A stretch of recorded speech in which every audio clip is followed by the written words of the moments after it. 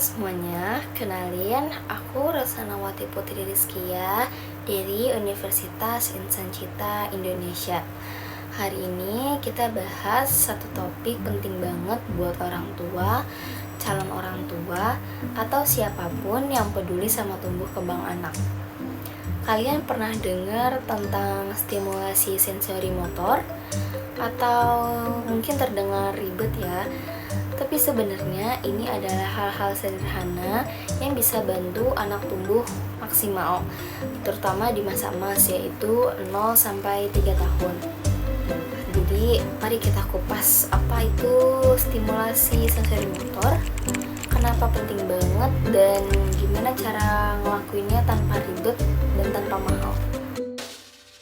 Oke, yang pertama kita mulai dari yang paling dasar dulu. Sensori motor itu gabungan dari dua kata. Yang pertama sensorik, yang kedua yaitu motorik. Sensorik itu kemampuan merasakan melalui panca indera, seperti melihat, mendengar, melalui sentuhan, sama cium dan rasa.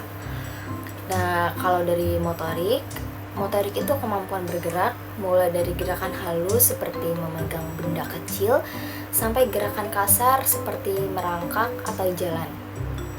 Nah, ketika bayi dan balita mendapatkan pengalaman dari dua hal ini secara bersamaan, misalnya menyentuh mainan berbunyi atau berjalan di rumput, itu yang disebut stimulasi sensori motor. Dan tahu nggak? Otak mereka belajar dari situ. Semakin banyak stimulasi positif yang mereka terima, semakin kuat koneksi antar sel otaknya terbentuk. 3 tahun itu disebut masa kemasan otak. Dalam masa ini, perkembangan otak anak super cepat. Bahkan di usia 3 tahun, sekitar 80% struktur otaknya sudah terbentuk. Jadi, kalau di masa ini anak tidak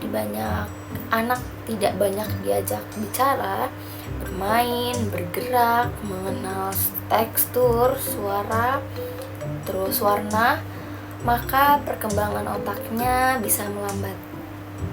Bukan cuma soal pintar atau enggaknya ya, tapi juga mempengaruhi kemampuan bicara, berjalan, bahkan bersosialisasi.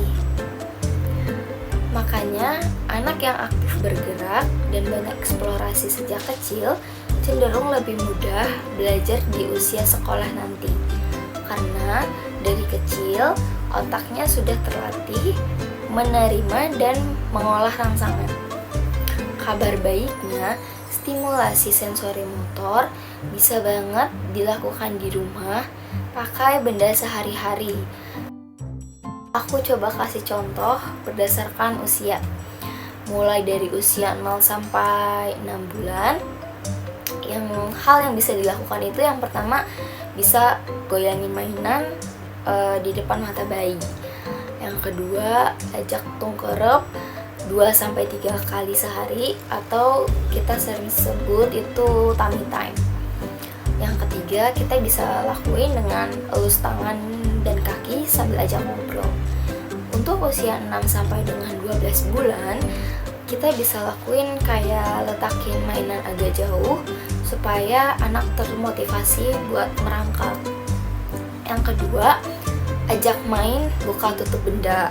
Yang ketiga, kenalin tekstur seperti kain lembut, spons, atau mainan air.